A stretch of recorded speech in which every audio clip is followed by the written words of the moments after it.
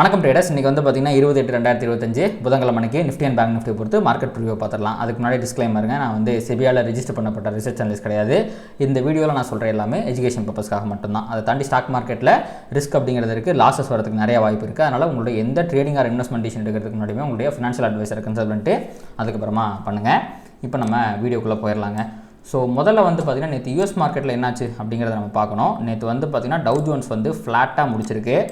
So candle wise பார்த்திங்க அப்படின்னா இது ஒரு நல்ல லிக்விடிட்டி தான். உங்களுக்கு வந்து மேலே வரைக்கும் போயிட்டு இது ஒரு ஈக்குவல் ஹைங்க, இல்லை லிக்விடிட்டி ஸ்வீப்பை அடிச்சிருச்சு. ஸோ 2 டேஸ்க்கு மேலே இருக்கிற லிக்விடிட்டி போயிட்டு ஸ்வீப் பண்ணிட்டு வந்திருக்கு. அண்ட் ஆல் டைம் ஹைக்குமே போய் லிக்விடிட்டி ஸ்வீப் அடிச்சுட்டு பேரிஷாக முடிஞ்சிருக்கிற எல்லாமே வந்து பார்த்திங்கன்னா இது ஒரு பியரிஷ் சைன் தான். S&P 500 கொஞ்சம் நல்ல பியரிஷாகவே முடிஞ்சிருக்கு, 0.59% கீழே விழுந்திருக்கு.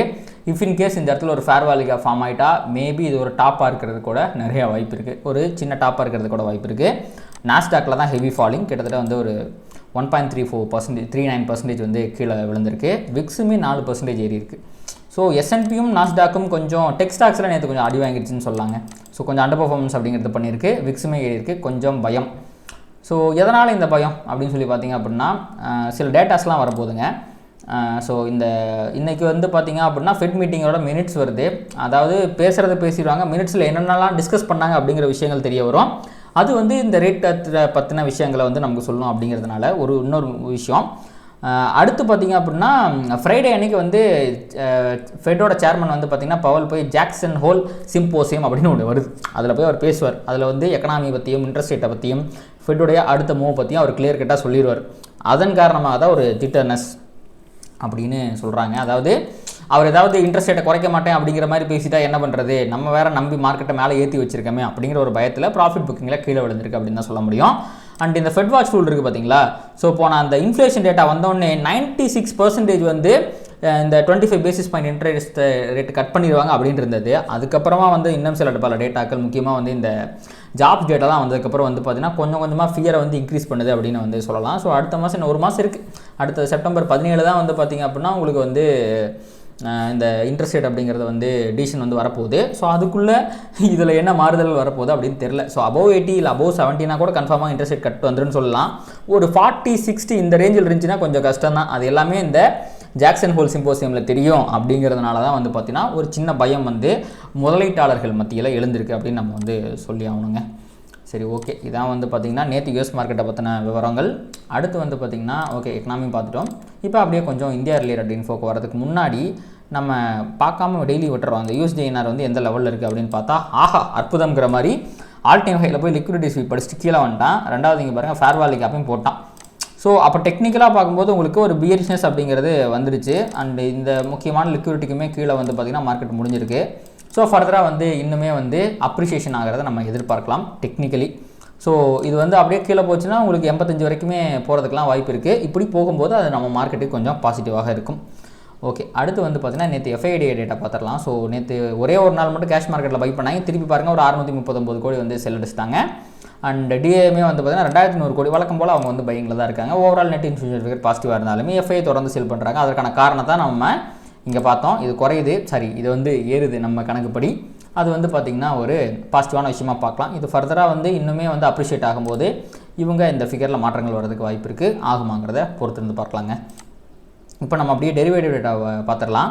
ஸோ நேற்று வந்து பார்த்திங்கன்னா அகைன் ஷார்ட் கவரிங்கிறது தான் வந்திருக்கு. ஸோ மார்க்கெட்டுமே வந்து பார்த்திங்கன்னா பாசிட்டிவாக தான் முடிஞ்சிருக்கு. ஆனால் சேஞ்ச் இன் ஓப்பன் இன்ட்ரெஸ்ட் வந்து சொல்லிக்கிற மாதிரி மிகப்பெரிய அளவுலாம் இல்லை. -1.25% ஓகே தான், பட் ஒரு மோர் தென் 2% இன்னும் ஸ்ட்ராங்காக இருக்கும் அப்படின்னு நம்ம சொல்ல முடியும். ஸோ இது வந்து பாசிட்டிவான விஷயம் தான், மைல்டு பாசிட்டிவ்னு வச்சுக்கலாமே.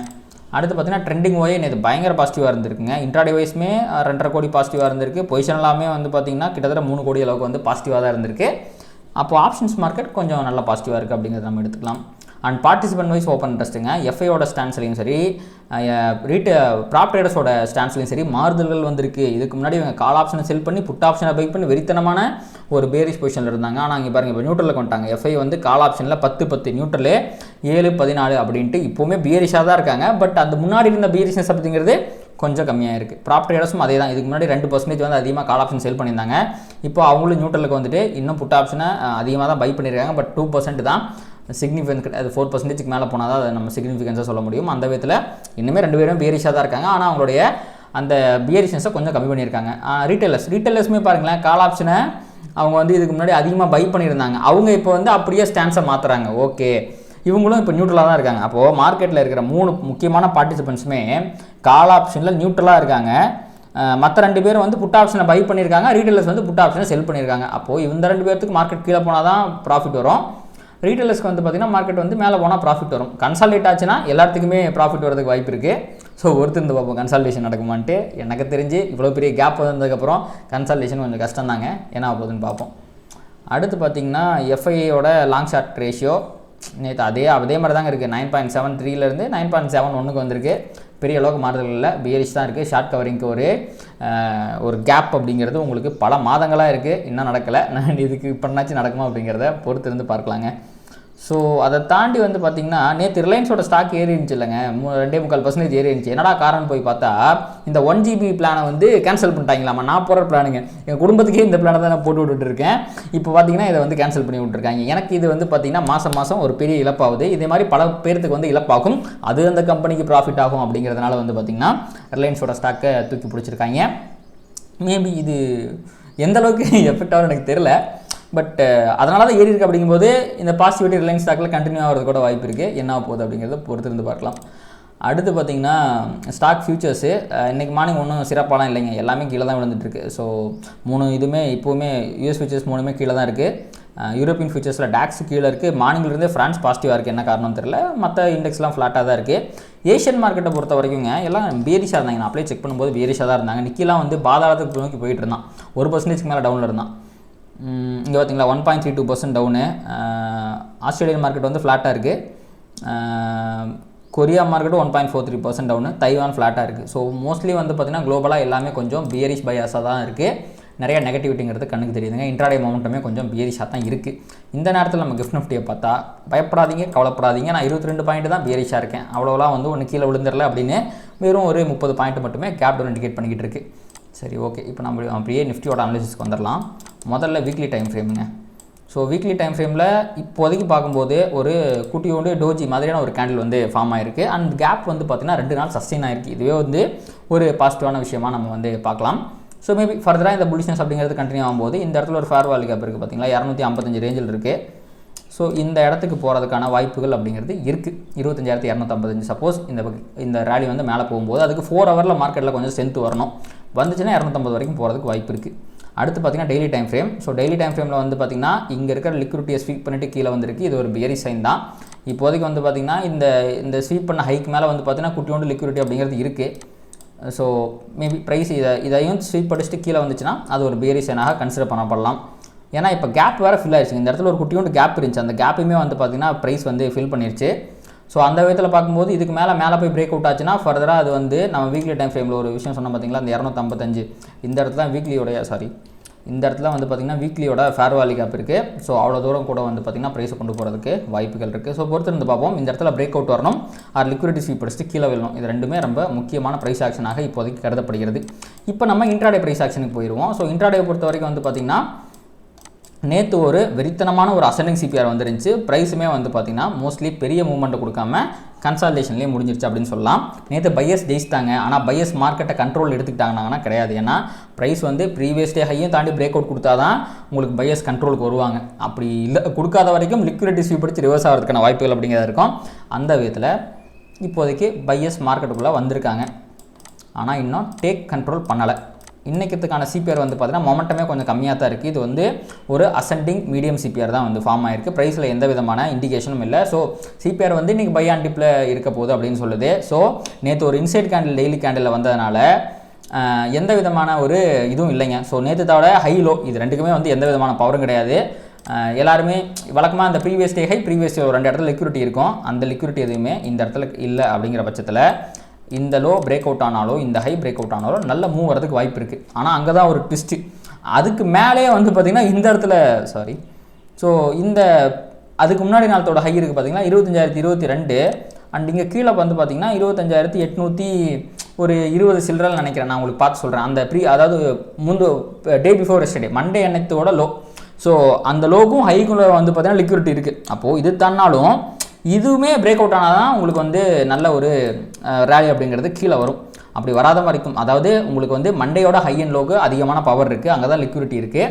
அந்த ஹையோ லோவோ பிரேக் அவுட் ஆகாத வரைக்கும், இல்லை அந்த ஹைக்கோ லோக்கோ போயிட்டு ரிவர்ஸ் ஆகாத வரைக்கும் market is likely to consolidate. இதுக்குள்ளே நடக்கிற எந்த ப்ரைஸ் ஆக்ஷனுக்கும் எந்த விதமான முக்கியத்துவம் கிடையாது. லிக்விடிட்டியே இல்லாமல் நடக்கிறது. அந்த மூலம் இவ்வளோ தூரம் போகும், இங்கேருந்து இவ்வளோ தூரம் போகும் அப்படிங்கிற மாதிரி எதுவுமே சொல்ல முடியாது. ஸோ பார்க்கலாம். நேற்றே வந்து பார்த்திங்கன்னா இந்த மண்டே அன்னைக்கு நடந்த ப்ரைஸ் ஆக்ஷன் நடந்த எல்லா லிக்விடிட்டியுமே வந்து பார்த்திங்கன்னா ப்ரைஸ் எடுத்துக்கிச்சு. அது எப்படி எடுத்துச்சு அப்படிங்கிறத நேற்று ஈவினிங் போட்ட வீடியோவில் நான் வந்து டிஸ்கஸ் பண்ணியிருந்தேன். சப்போஸ் நீங்கள் அந்த வீடியோ பார்க்கலன்னா அதை பாருங்கள், உங்களுக்கு இன்னும் நல்ல கிளாரிட்டி அப்படிங்கிறது கிடைக்கும். ஸோ இப்போதைக்கு வந்து பார்த்திங்கன்னா இந்த ப்ரீவியஸ் லோவான 24,852 கிட்ட கொஞ்சம் லிக்விடிட்டி இருக்குது. அதாவது தாண்டி கீழே போச்சுன்னா 24,598 கிட்ட இருக்குங்க. மேலே போகும்போது 25,022 அண்ட் அதுக்கு மேலே போகும்போது 25,103. இந்த லெவல்லாம் வந்து பார்த்திங்கன்னா முக்கியமான லிக்விடிட்டி ஏரியாவாக இருக்குது. அங்கே ப்ரைஸ் போகும்போது நல்ல ரியாக்ஷன் அப்படிங்கிறது வரதுக்கு வாய்ப்புகள் இருக்குது. சரி, ஓகேங்க. ஸோ இது இப்போ நான் சொன்னேன் பார்த்தீங்களா, இந்த 22,852 இது ரெண்டுமே வந்து பார்த்திங்கன்னா ப்ரீவியஸ் டேயோட ஹை அண்ட் லோ தான். அதை தாண்டி மேலே போகும்போது இருக்க முக்கியமான ரீசன்ஸுங்கிறது 25,103 இருக்கும். கீழே வந்துச்சுன்னா பாருங்கள் பெரிய கேப் இருக்குது. அப்போது மார்க்கெட்டிங்கிறது மேலே போகிறத விட கீழே வந்தால் தான் பெரிய ரிவார்டு அப்படிங்கிறது கிடைக்கும். ஸோ 24,598 வரைக்குமே, ஏன்னா இங்கே விழுந்துச்சுன்னா அடுத்த ஸ்டாப்புங்கிறது 24,598 தான். அவ்வளோ தூரம் போய் தான் வந்து நிற்க முடியும். ஸோ நல்ல ரேலி கூட கீழே வரதுக்கு வாய்ப்பு இருக்குது, இஃப் இன்கேஸ் டவுன் சைடில் பிரேக் அவுட் நடந்துச்சு அப்படின்னா. ஸோ அப்போ வந்து இன்றைக்கி நம்ம ஓகே சம்மரியில் பார்த்துப்போம். நம்ம அடுத்து அப்படியே பேங்க் நிஃப்டி பக்கம் வந்துடலாம். ஸோ பேங்க் நிஃப்டியில் வந்து பார்த்திங்கன்னா நேற்று விர்ஜின் சிபிஆர் வந்து ஃபார்ம் ஆகிருக்குங்க. ஸோ ப்ரைஸ் வந்து இது வந்து மண்டே நடந்த ப்ரைஸ் ஆக்ஷன் மாற்றி கட் காப்பி பேஸ்ட் அடிச்சிட்டேன். ஒரு நிமிஷம் இருங்க, பேங்க் நிஃப்டியை பார்த்துடலாம்.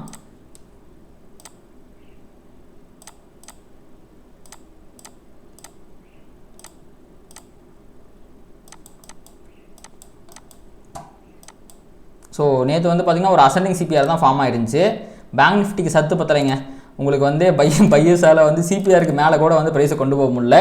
பட் ப்ரீவியஸ் டே லோக்கிட்ட இருக்க லிக்விடிட்டியை ஸ்வீப் பண்ணிட்டு வந்துமே ப்ரைஸால் வந்து மேலே போக முடியல அப்படிங்கிறது இன்னும் பையர்ஸ் கிட்ட பெரிய சத்து இல்லை அப்படிங்கிறத சொல்லுது. ரெண்டாவது இந்த ப்ரீவியஸ் டே, அதாவது இன்றைக்கான லோ இருக்குது பார்த்தீங்களா, இது தாண்டினாலே நல்ல ஒரு ஃபால் வரதுக்கு வாய்ப்பு இருக்குது. அது வந்து விர்ஜின் சிபிஆர் வரைக்குமே ப்ரைஸை கொண்டு போகிறதுக்கு வாய்ப்பு இருக்குது அப்படிங்கிறது தான் பேங்க் நிஃப்டி சொல்லுது. அண்ட் இன்றைக்கான சிபிஆர் வந்து பார்த்திங்கன்னா பேங்க் நிஃப்டியில் கொஞ்சம் வீக்கான சிபிஆராக வருவதற்கான வாய்ப்பு இருக்கிறது.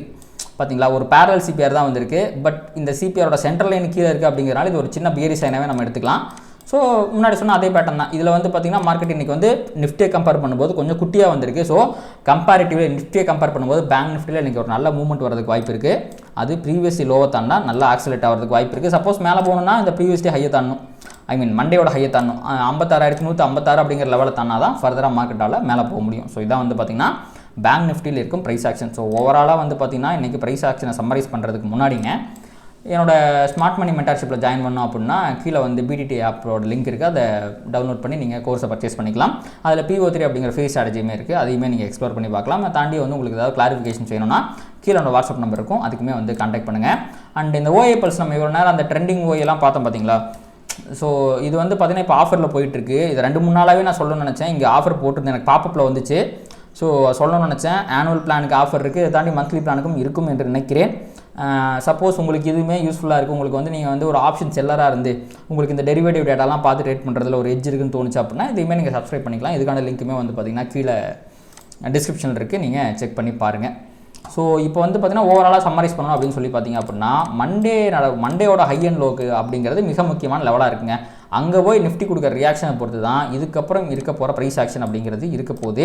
இதை தாண்டி குளோபல் மொமெண்டம் வந்து பார்த்திங்கன்னா அந்தளவுக்கு வந்து ஒரு சொல்லிக்கத்தக்க வகையில் பாசிட்டிவாக இல்லாத சமயத்தில், பாசிட்டிவாக இல்லைன்னு சொல்ல முடியாது, பேரிஷாகவே இருக்குது அப்படிங்கிற சமயத்தில் மேபி எனக்கு ப்ரைஸில் ஒரு வீக்னஸ் வரதுக்கு வாய்ப்பு இருக்குது. அண்ட் 24,852 முக்கியமான லெவல், அது பிரேக் ஆகும்போது நல்ல ஃபால் வரதுக்கு கூட வாய்ப்பு இருக்குது. ஸோ என்ன ஆக போகுது அப்படிங்கிறத நம்ம பொறுத்து வந்து பார்ப்போம். அண்டு இன்றைக்கி நிஃப்டியை கம்பேர் பண்ணும்போது பேங்க் நிஃப்டி சப்போஸ் கீழே விழும்போது இப்போ இன்றைக்கி நிஃப்டி வந்து ஒரு 0.5% விழுகுதுன்னா, சப்போஸ் சொல்கிறேன், நான் நடக்கும்னா இல்லை சொல்கிறேன், 0.5% விழுதுன்னா பேங்க் நிஃப்டி அதை தாண்டி வந்து பார்த்திங்கன்னா ஒரு 3/4% மாதிரி அதிகமாக விழுறதுக்கு வாய்ப்பு இருக்குது. ஏன்னா கம்பேரிட்டிவ்லி கொஞ்சம் ப்ரைஸ் ஆக்ஷன்லேயே அது வீக்காக தான் தெரியுது.